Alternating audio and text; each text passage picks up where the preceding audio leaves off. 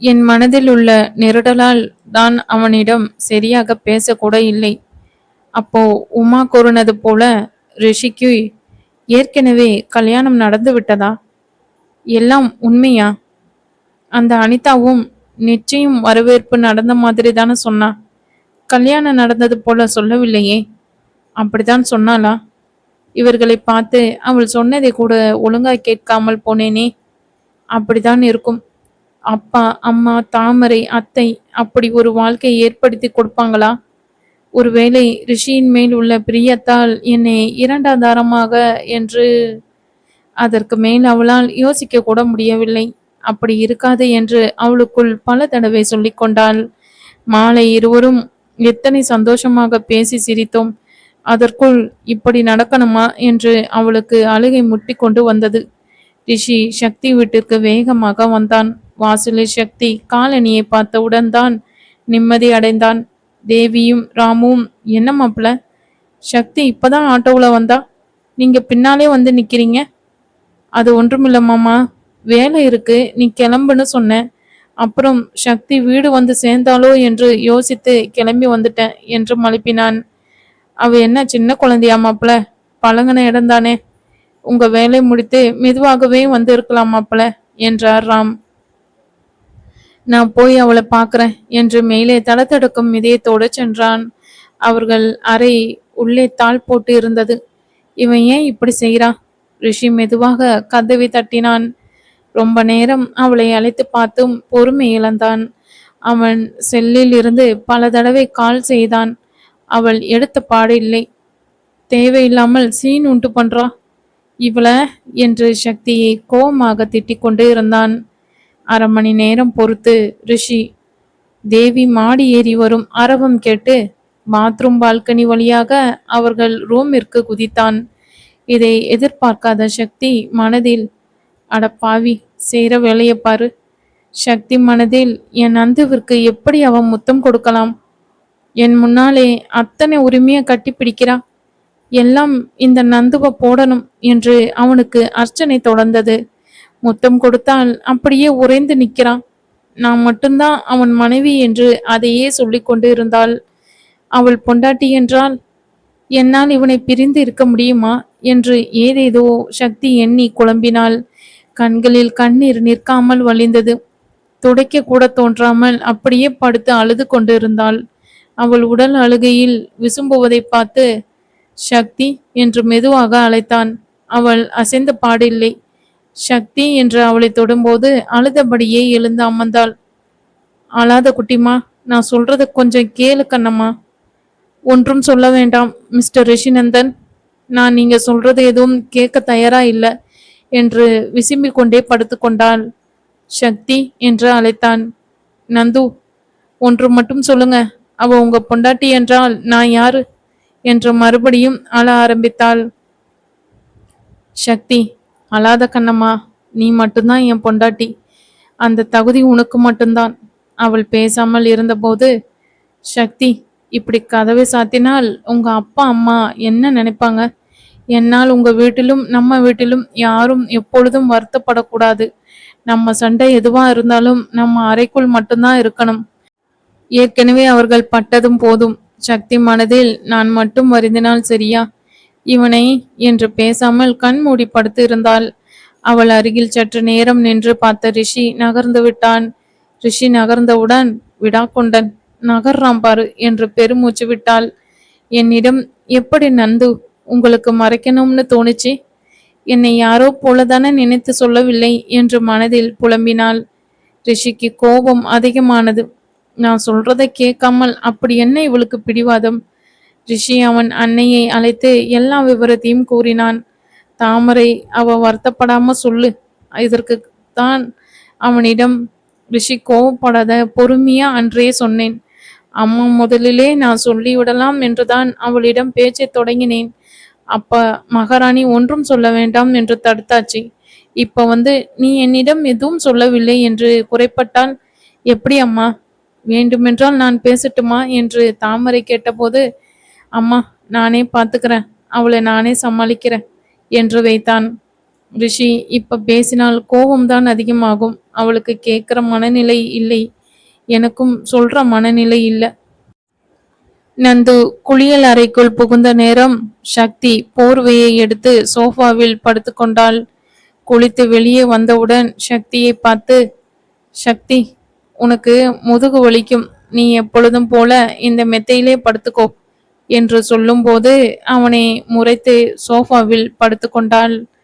சக்தி, இப்போ இங்க வந்து படுக்கவில்லை என்றால் நானும் உன் பக்கத்தில் வந்து படுப்பேன்.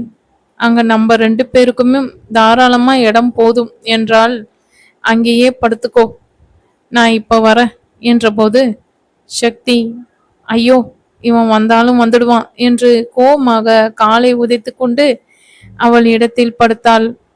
ரிஷி அவளை பார்த்து சிரித்து கொண்டு, உன்னை மிரட்டினால்தான் வலிக்கு வருவ செல்லத்தங்கம் என்று மனதில் கொஞ்சினான். அவள் முறைப்பை பார்த்து மனதில் சிரித்து கொண்டான். என்னம்மா கோபம் வருது செல்லக்குட்டிக்கு உனக்கு?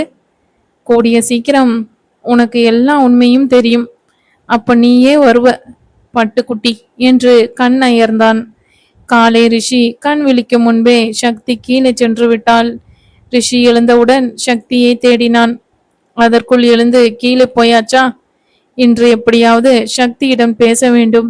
எனக்கு பொறுமையை கொடு ஆண்டவா என்று வேண்டினான். உன் மனையால் உன் பொறுமையை ரொம்ப சோதிக்க போறா. அந்த பொறுமை உனக்கு இருக்கவே போறதில்ல ரிஷி. எதற்காக கடவுளை கூப்பிட்டு தொந்தரவு செய்யற? காலையிலிருந்து இவளை பார்க்க ஏங்கிட்டு இருக்கேன். கண் முன்னால் வராளா பாரு. எப்படிதான் அத்தை இவளை சமாளித்தாங்களோ. கொஞ்சம் என்ன சொல்ல வரேன் என்று காது கொடுத்து கேட்கிறாளா? இவையெல்லாம் என்னத்த படித்தாளோ என்று அவன் அறையில் பொறுமினான். காலையில் இருந்து வேண்டுமென்றே தேவி ராம் முன்பு சக்தி என்று அவளை எதற்கு எடுத்தாலும் அழைத்து கொண்டு வெறுப்பேற்றினான். சக்தி, என்னுடைய டவல் எங்கே? ஷர்ட் எங்கே? வாட்சு காணோம். செல்போன் சார்ஜ் பாத்தியா என்று ஓயாமல் அழைத்து கொண்டு இருந்தான். மாடியில் அவள் அறைவாயிலில் நின்று கொண்டு வேண்டுமென்று சக்தி சக்தி என்று ஏலமிட்டான். தேவி சக்தியிடம், கீழே இங்க என்ன செய்யற? கொஞ்ச நேரம் மாப்பிள்ளை கிளம்புற வரைக்கும் வேண்டும் என்கிறதை எடுத்து கொடுத்துட்டு விட்டு தான் வாயேன். புது இடம், பழக்கம் இல்லாமல் தேடுறாரு போல. வேண்டுமென்றே உன் மாப்பிள்ளை நடிக்கிறான். இது தெரியாமல் நீ என்ன படுத்துற? அவன் அழைக்கும் போது பொறுமையாக அவனுக்கு வேண்டும் என்கிறதை எடுத்து கொடுக்க செல்வாள். இல்லை என்றால் தேவியிடம் யார் பாட்டு கேட்பது? அவன் கேட்பது அவள் கண் முன்னால் அப்படியே அந்த இடத்திலேயே இருக்கும். கோபம் அடைந்த சக்தி தனிமையில் அவள் அறையில் ரிஷி சட்டையை பிடித்து, என்னைதான் நினைத்து கொண்டு இருக்கீங்க? உன்னைய தாண்டி செல்லம், எப்பொழுதும் நினைத்து கொண்டு இருக்கிறேன். என்னை கோபப்படுத்தி பார்க்காதீங்க, அப்புறம் உங்களுக்கு தான் கஷ்டம் என்று மிரட்டினாள். சக்தியின் அண்மையில் கிறங்கினான். படுத்திரடி பட்டு என்று அவள் உதட்டை சிறை செய்து விடுவித்தான். ராட்சசி, உன் கோபம் கூட அழகுதான் என்று அவளை கொஞ்சிக் கொண்டான். அவனை தள்ளிவிட்டு வெளியே சென்று விட்டாள். அழக்கூடாது என்று முடிவோடு இருந்தாள். தனிமையில் சக்தி அம்மா அப்பாவை கேட்கலாம் தான். கல்யாணமான பிறகு அவர்களிடம் கேட்டால் ரிஷிக்கு அவமானம் போல ஆகாதா? ரிஷியிடம் கேட்டால் என்னை தவறாக நினைத்து கொள்வானோ? ரிஷி அந்த அனிதாவை காதலித்தானா? பரத் தாரணி கல்யாணத்திற்காக ஒத்துக்கொண்டானா? என்ன யோசித்தாலும் கடைசியில் அதே முடிவிற்கு தான் வந்தாள். அமெரிக்காவில் இருவரும் செய்த காதல் நிலைகளை மறந்துவிட்டாள் போல. ரிஷி வேலையை மும்முரமாக இருக்கும்போது அவனுக்கு முக்கியமான போன் கால் வந்தது. அந்த போன் கால் அவனுக்கு அதிர்ச்சியான செய்தியை கொடுத்தது. கண்டிப்பா அவங்க தானா என்று உறுதி செய்து கொண்டான். சக்தி ரிஷியை பற்றி அறிய டிடெக்டிவ் ஏஜென்சியை அணுகி இருக்கிறாள். அதை கேட்டவுடன் கோபமானான். மாலை அப்படியே கடற்கரைக்கு சென்று அமர்ந்து விட்டான். நான் என்ன சொல்ல வரேன் என்று கேட்காமல் எப்படி சக்தி என்னை பற்றி வெளியே விசாரிக்கலாம்? நினைக்க நினைக்க கோபம் பன்மடங்காகியது. ரிஷி இந்த சமயத்தில் ஹனிமூன் சென்றால் சரி வராது என்று அதை ரத்து செய்தான். இதற்கும் சேர்த்து உன் சக்தி படுத்துற போறா ரிஷிநந்தா, தயாராக இரு என்று மனம் எச்சரித்தது. என்னை பற்றி விசாரித்ததை அருண் சொல்லும்போது எத்தனை அசிங்கமா இருந்தது. என்னை பற்றி என்னிடம் கேட்காமலே கல்யாணத்திற்கு முன்பு விசாரித்தது இருந்தால் கூட பரவாயில்லை. இப்ப நான் இவள் கணவன். எனக்கு ஒரு அவமானம் என்றால் அது இவளுக்கும் தானே. உன்னை எப்படியெல்லாம் காதலித்தேன் சக்தி. என் மீது சக்திக்கு அவ்வளவுதான் நம்பிக்கையா? இந்த பிளவை சரி செய்யலாம் என்று பார்த்தால் மேலும் மேலும் பெரிதாகுதே என்று வருத்தப்பட்டான். சக்தி பல தடவை அழைத்தும் அவன் எடுக்கவில்லை. ரிஷி எப்படியும் பரத் இன்னும் 2 நாளில் வந்து விடுவான். அவன் வந்தால் அந்த ப்ராஜெக்ட் மீதி வேலையை பார்க்கட்டும்.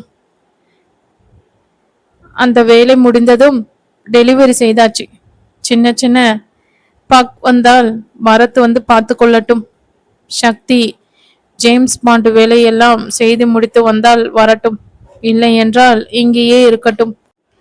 கோபத்தால் இங்கேயே இருந்து விடுவாளோ என்று பயந்தான். வருவது வரட்டும், நான் நாளைக்கு கிளம்புறேன் என்று முடிவு செய்து வீட்டிற்கு கிளம்பினான். ரிஷி சோர்வாக வீட்டிற்கு வந்தான். தேவி மற்றும் ராமிடம், ரிஷி அத்தை, நாங்க இப்போ ஹனிமூனுக்கு போகல, முக்கியமான வேலை வந்துடுச்சு. ஊரில் இருக்கும் ஃபேக்டரிக்கு முக்கியமான மிஷினரி ஆர்டர் செய்திருந்தேன். இன்னும் 2 நாளில் வந்துடுமாம். வந்தவுடன் அந்த வேலையை உடனே தொடங்கணும். அதனால நாளைக்கு நான் ஊருக்கு கிளம்புறேன். சக்தி வேண்டுமென்றால் இங்கே இருந்துட்டு வரட்டும். அவ இஷ்டப்படி செய்யட்டும் மாமா. ரிஷி சொன்னதை கேட்ட சக்தி மனதில், என்னை கேட்காமல் இவனா எப்படி முடிவு செய்வான்? எத்தனை ஆசையாக ஹனிமூன் இடத்தை இருவரும் முடிவு செய்தோம். இவன் எப்படி எனக்கு சேர்த்து முடிவு செய்வான்?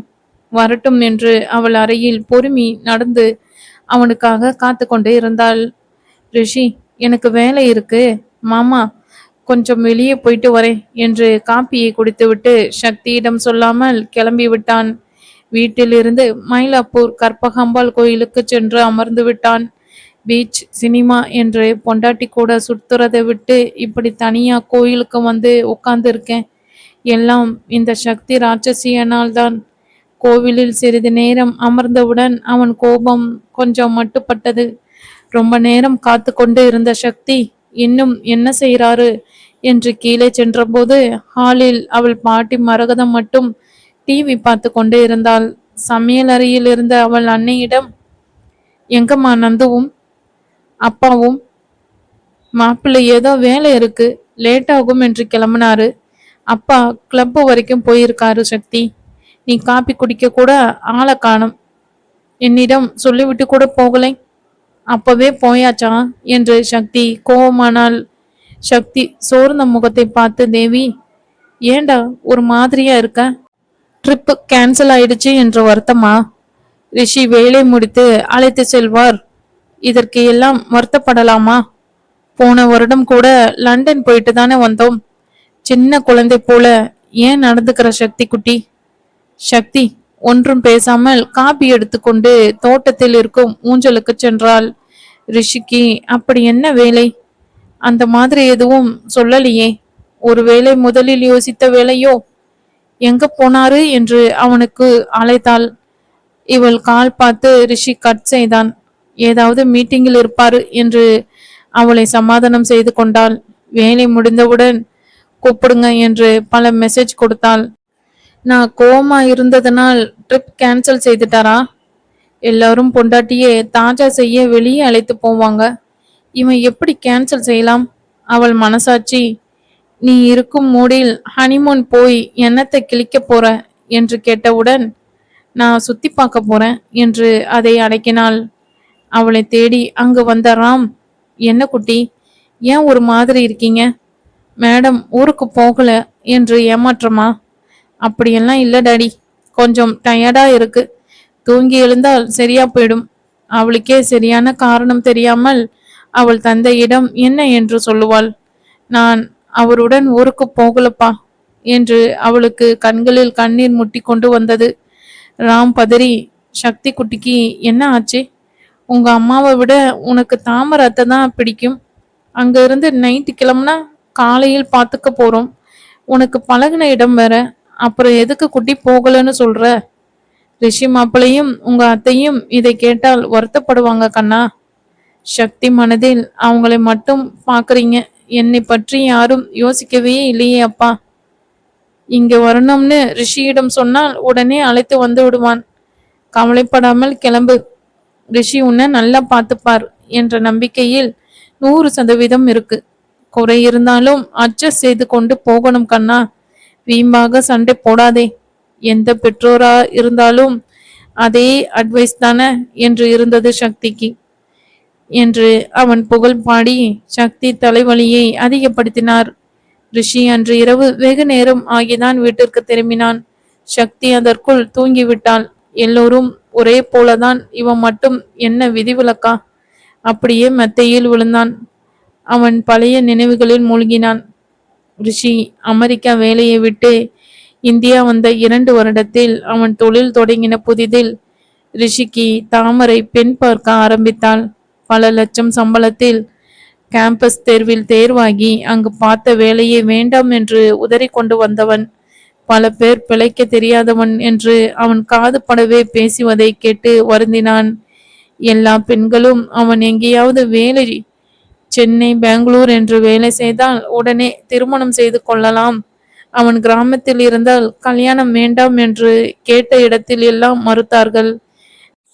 நிறைய பேர் அவன்தான் படிச்சிருக்கானே, வேலையை வெளியூரிலேயே தேடிக்க சொல்லு, உடனே பெண் அமையும் என்று பல இலவச ஆலோசனைகள் வழங்கினார்கள். கவலையான தாமரையிடம் ரிஷி, அம்மா எனக்கு 24 தான் ஆச்சு, இன்னும் தொழிலில் நிறைய சாதிக்கணும், அப்புறமா திருமணம் செய்துக்கிறேன், முதலில் தருக்கு முடிக்கலாம். அவன் தொழில் தொடங்கிய புதிதில் பெண் கொடுக்க மறுத்தவர்கள் அவன் தொழிலில் வெகு சீக்கிரமாக வெற்றி கனியை பற்றியவுடன் ரிஷிக்கு பெண் கொடுக்க நீ நான் என்று போட்டி போட்டு காத்து கொண்டு இருந்தார்கள். ரிஷி அக்கா ஷாலினி, சின்ன மாமனார் பெண் அனிதாவை ரிஷிக்கு கேட்டார்கள். அனிதா சென்னையில் பிரபல தொழிலதிபர் முரளியின் ஒரே செல்ல மகள். ராம் சிநேகிதன், ஏகப்பட்ட சொத்திற்கு அதிபதி. அனிதா ரிஷியை ஏதோ விழாவில் பார்த்து அவனை தான் கல்யாணம் செய்வேன் என்று அவள் அப்பா முரளியிடம் பிடிவாதம் பிடித்தாள். ரிஷிக்கு கல்யாணத்தில் அப்பொழுது பெரிதாக நாட்டமில்லை. அவன் அப்பா அம்மாவிடம் கல்யாணம் வேண்டாம் என்று கூறி மறுத்தான். அனிதா ஷாலினி மாமியார் அவளுடைய சித்தி ஷாலினியிடம் கூறி காயை நகர்த்தினாள். கல்யாணம் வேண்டாம் என்ற ரிஷி மறுப்பை கேட்டு, எப்படி என்னை ஒருவன் வேண்டாம் என்று சொல்லலாம்? ரிஷியை என் காலடியில் என் அழகில் மயங்க வைக்கிறேன் என்று அனிதா அவள் வேலையை தொடர்ந்து செய்தாள். ரிஷி அப்பொழுது இருக்கும் நிலைமையில் ரம்பா ஊர்வசி வீட்டிலிருந்து பெண் கெட்டு வந்து இருந்தாலும் அதை தான் சொல்லி இருப்பான்.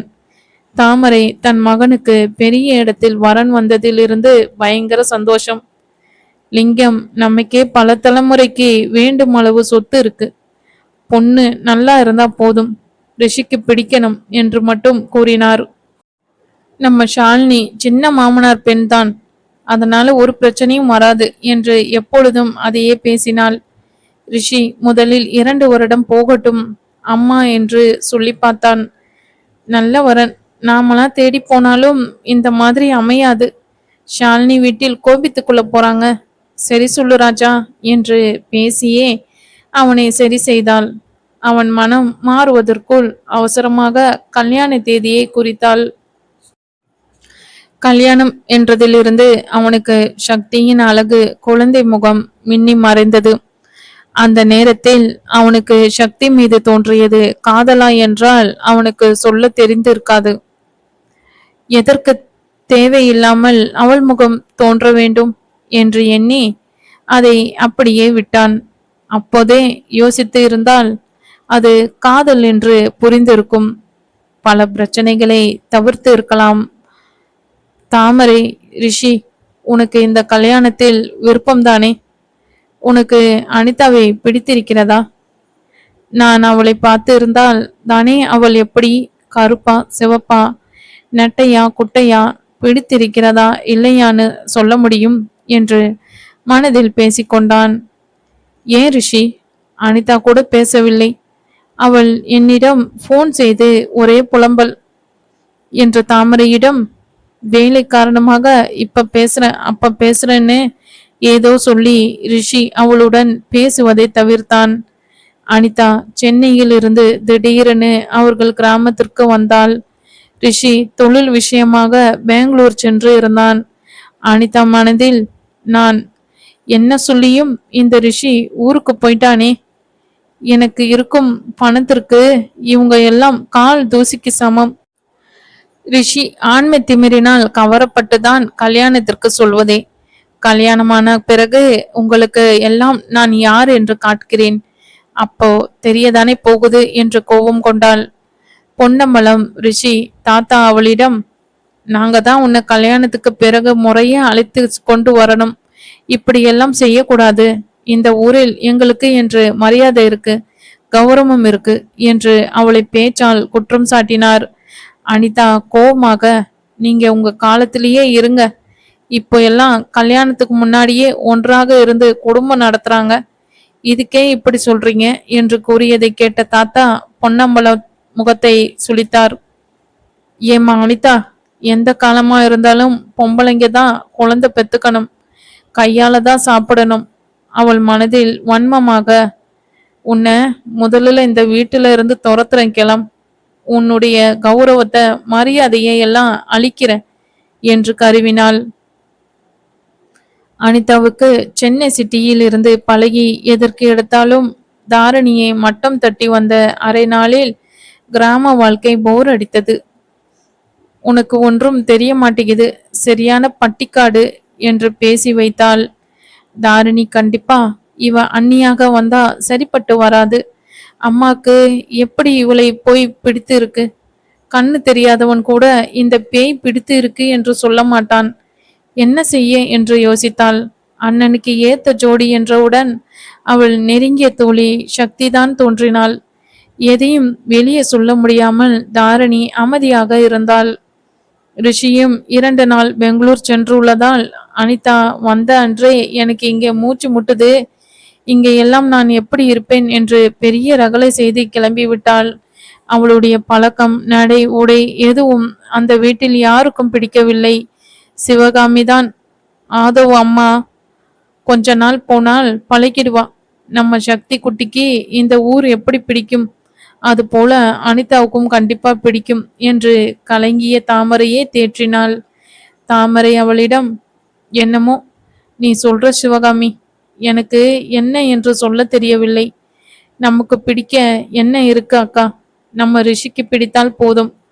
தாமரை கவலையாக, அவன்தான் எதையும் சொல்வதில்லையே, எல்லாம் கடவுள் விட்ட வழி.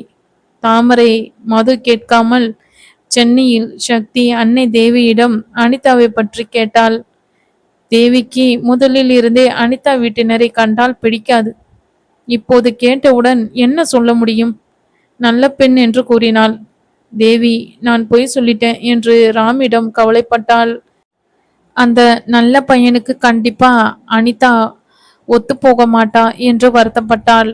ராம் தேவியிடம், இந்த அனிதா பெண்ணிற்கு ரிஷிக்கும் கண்டிப்பா ஒத்து வரவே வராது, இருந்தாலும் ரிஷி அவளை வழிக்கு கொண்டு வந்து விடுவான் என்று பேசாமல் இருந்தார். அவருக்கு எப்பொழுதும் ரிஷி மீது தனி பாசம். நண்பர் மகள் என்பதால் அனிதாவை பற்றி ஒன்றும் அவரால் சொல்ல முடியவில்லை. அது போக அவர் நிச்சயத்தின் போது ஊரிலும் இல்லை. நமக்கும் பெண் இருக்கு, எதற்கு இன்னொரு பெண் வாழ்க்கையில் தலையிடணும் என்று அமைதி காத்தார்.